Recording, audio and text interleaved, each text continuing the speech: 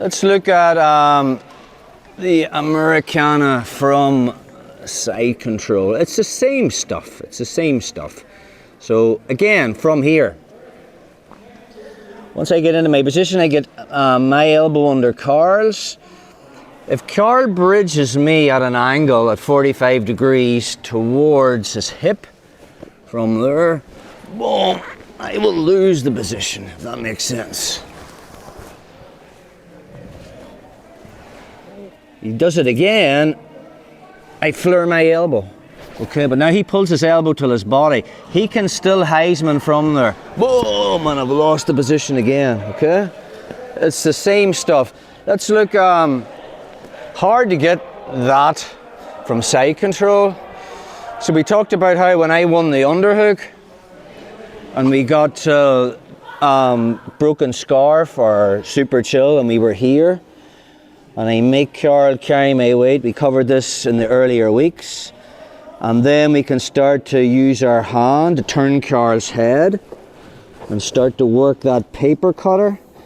And a reaction he'll do is he'll bring his hand around, and when he does, I just find it. And now we're into the keylock again. So again, elbows underneath. From that position, I want my sternum and his sternum. I widen my knees. And now I pin his wrist to the mat, dragging it back. So this submission had a nickname back in the day called paintbrush. So you're keeping his wrist glued to the mat. As you smear it across the mat, you're putting tension in it, and then we lift at the last minute. If I lift his elbow when it's in line with the shoulder, there's a lot of play in his arm from there. Yep, and that's another escape. So we're thinking about bringing his elbow back towards his body, then I lift it, if that makes sense. So again, setting it up from top, we're looking at super chill. We'll use that paper cutter or the bread cutter. Carl can defend by turning his head.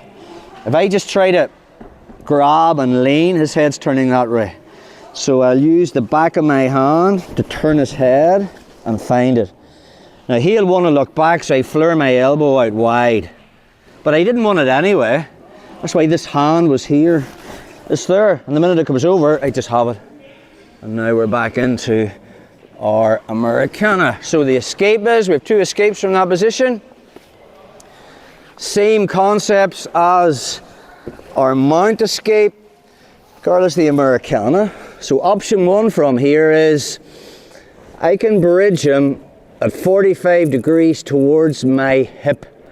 If his elbow's under my elbow and he doesn't flare it, I'm just bridging him that way and I'm on top. Except if it's Aidan Hannah and I'm not bridging Aidan. So from there, good players, put you on your grip again, yeah, will flare their elbow. Does that make sense? So, as I bridge, Carl flares his elbow. That stops my bridge, but now I'll bring my elbow back to my body. A lot of things can happen from here. If I can't win the underhook, I can Heisman from there, or even just push him this way.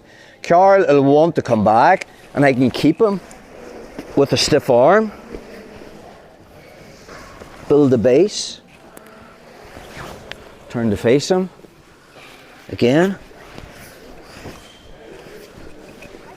We're here, goes to Americana, keylock. So we'll bridge to get the reaction, Carl flares. So I can just push here. Now he might decide to run the north-south, that's another option, and as he does, I'm cutting to my knees. So again, you'll need game from there again. It can go down a lot of different avenues. But if I'm here, I want to build the base to my elbow. Notice away from this position. Carl's perpendicular. Where I want to be facing him. So I'll move my hip back and get inside position with my legs, and then we're ready to start playing from there. Another one, I'm not a big fan of this, but Rickson seems to think it's cool, so we'll look at it again. Another thing we can do from this position is, as if I'm trying to comb my hair, which is why I'm not a big fan of it, Okay, this hand comes up. Watch what I'm doing with my elbow. It's coming up to this position here. Okay, then I can move my hip out and bring my arm in. Again, one more time on that.